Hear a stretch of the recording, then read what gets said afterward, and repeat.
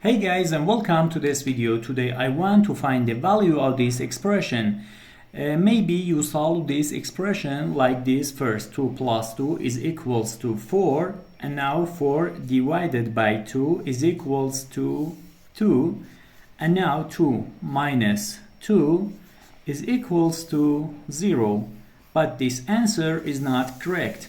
According to the rules of mathematics PEMDAS, that is here, we have to solve this expression in this way. First parentheses, then exponent, then multiplication and division, and then addition and subtraction.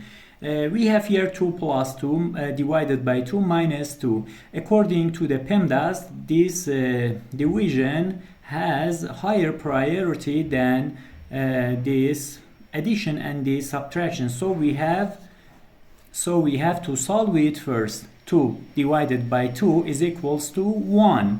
Now we have 2 plus 1 minus 2. As we know, addition and subtraction are equally important, so we have to solve this expression from left to right. 2 plus 1 is equals to 3, and 3 minus 2 is equals to 1. The final answer is 1. Thank you for watching.